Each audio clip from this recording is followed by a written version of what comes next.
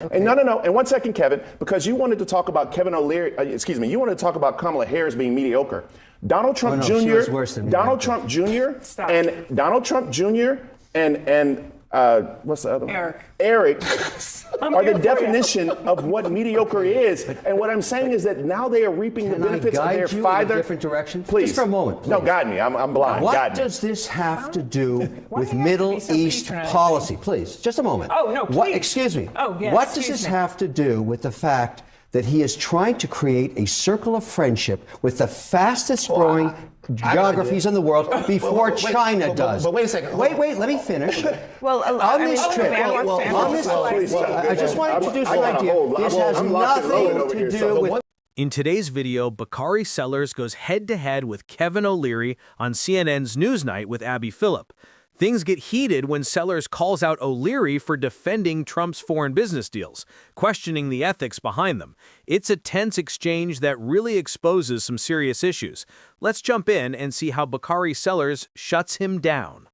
According to our reporting, some of the deals going on right now: Saudi Arabia, 2 luxury towers, Live Golf Partnership, Qatar, Golf Club and Villas, UAE, luxury hotel, cryptocurrency deal, Oman, resort and golf project. And the dinner. I mean this sincerely. I mean, does it bother you that this is happening at the same time that these nation states are also trying to curry favor with Trump himself? Well, it doesn't really bother me that people are in business for years, then their dad gets elected president, and then they continue to go on in business. We knew we were electing a businessman president. We knew his family was in business. So I think the American people have full visibility into that. Number 2. But we're talking about new deals here, not existing well, they're business deals. people. They're cutting deals all the time. You're okay with them cutting deals while Trump is sitting in the White House when he's going over there countries that to are negotiate actively with them? doing negotiations with We're them. negotiating with every country in the world every day. Well, let me answer your question, the specific criticism about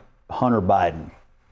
All the things you just mentioned, towers, golf courses, hotels, resorts, tangible things. Cryptocurrency and meme coins, Scott, don't forget those. You do something, money exchanges hands, a service is provided, a tower is built, a golf course is developed. Can you name one tangible service other than finger paintings that Hunter Biden provided for any money that changed hands? I do think that is I think it's a fair critique of Hunter. I think it's a fair critique of the Hunter Biden of it all.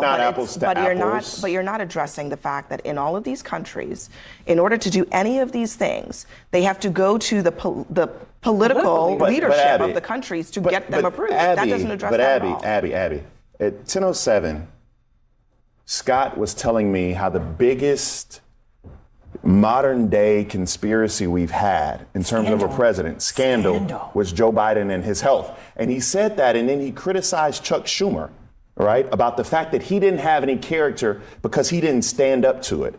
But at 10:27, 10:28, the argument has changed, because what we do know is that there is a $400 million jet from Qatar. What we do know is that there is a $5.5 million golf course in Qatar. What we do know is what Syria is offering Donald Trump. And what we do know is that the things that are happening in the Middle East, Saudi Arabia, buying meme coins that mean absolutely nothing. The fact is, and I would love for Scott to be able to answer this question, but for the fact, and that's when I didn't really do well in law school, but I remember but for the fact Donald Trump is president of the United States, none of this would happen. And so that is what you call a kleptocracy. And so when you have children, and no, and one second, Kevin, because you wanted to talk about Kevin O'Leary, you wanted to talk about Kamala Harris being mediocre. Donald Trump Jr. and what's the other one? Eric are the definition of what mediocre is. And what I'm saying is that now they are reaping the benefits of their father. Different direction? Please. Just for a moment, please. No, guide me. I'm blind. What does this have to do with Middle East policy? Please, just a moment. Oh, no, please. Excuse me. Oh, yes, what does this have to do with the fact that he is trying to create a circle of friendship with the fastest growing geographies in the world before China does. But wait a second. Wait, let me finish. Well, on this trip, I just want to introduce an idea. This has nothing to do with policy. Go ahead. I'm locked in. What does this have to do with policy? The one thing that I've heard for the last 4 or 5 years is anytime anyone had any criticism of the United States foreign policy in Gaza or whatever, is that these people would be being paid by a resource-rich government that propped up and funded terrorism, which was over in Qatar. Every single time. They were buying influence in Ivy League schools. They were buying influence in social media. They were buying influence everywhere. So anytime you saw somebody you want to push these countries away. that you were saying that anytime somebody was thought to have any dealings with the Qataris, they were thought as being intellectually and morally tainted. Except the President of the United States, who takes a $400 million plane from them, literally is refurbishing it to be Air Force. Who cares about the plane? What does that have to do with the fact? Because it's Wait a second. Because it's You know what? If you I don't get it. Why focus on something that is irrelevant to the policy It's of not the region? irrelevant. This debate between Bakari Sellers, Van Lathan, and Kevin O'Leary is one of those moments where you can literally watch the idea of accountability get twisted into a talking point. Sellers and Lathan are completely right to push back on the idea that taking multi-million-dollar deals or gifts from countries like Qatar or Saudi Arabia somehow has nothing to do with U.S. foreign policy. Kevin O'Leary keeps trying to frame it like these are just clever diplomatic moves, that Trump's just building alliances before China does. But let's be real, that's not strategy. That's a conflict of interest dressed up as smart business. When a former U.S. president accepts something like a $400 million plane from a foreign government with a record of controversial ties, that's not a small thing. That's a massive red flag. The Constitution literally has a safeguard for this, the Emoluments Clause, to make sure presidents can't personally benefit from foreign governments.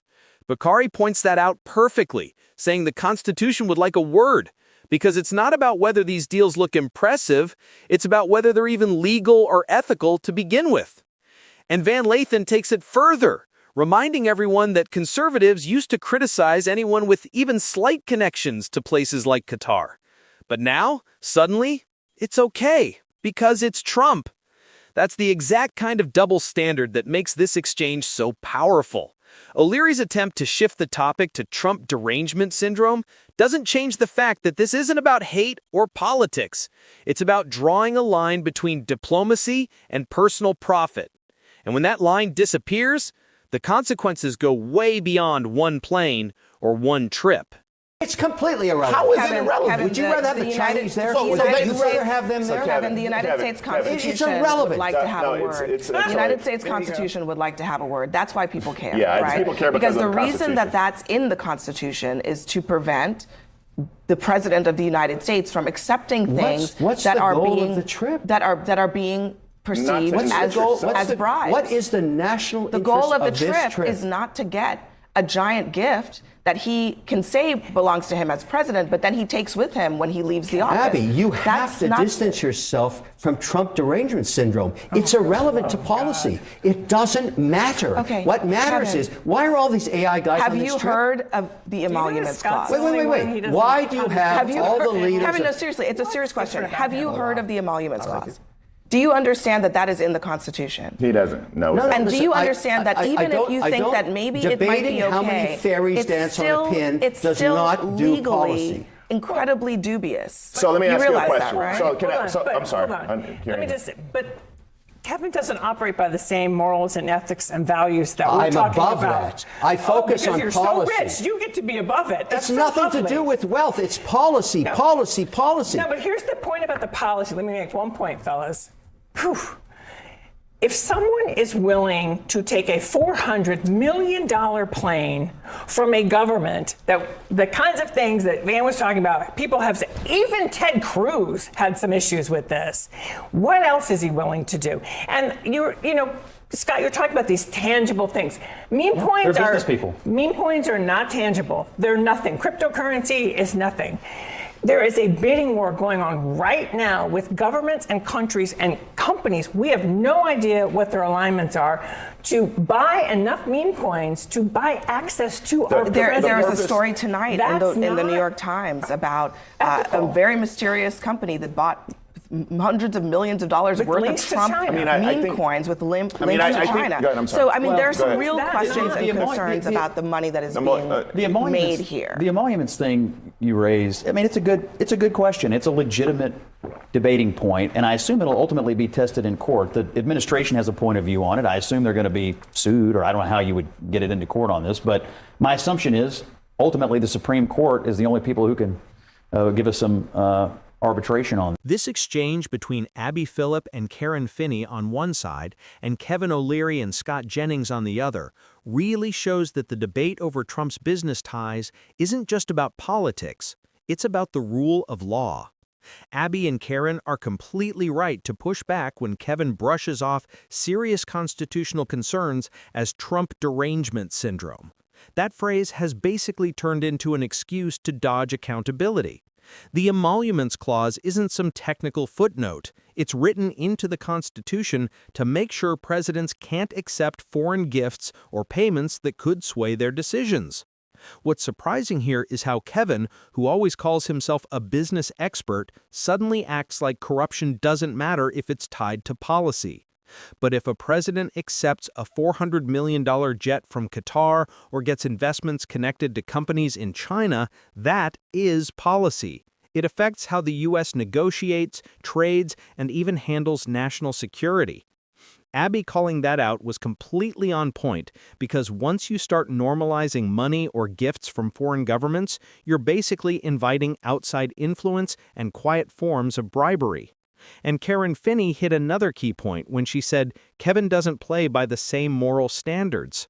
It's a reminder that wealth doesn't make someone's argument more valid. If anything, it can blur their sense of ethics and responsibility.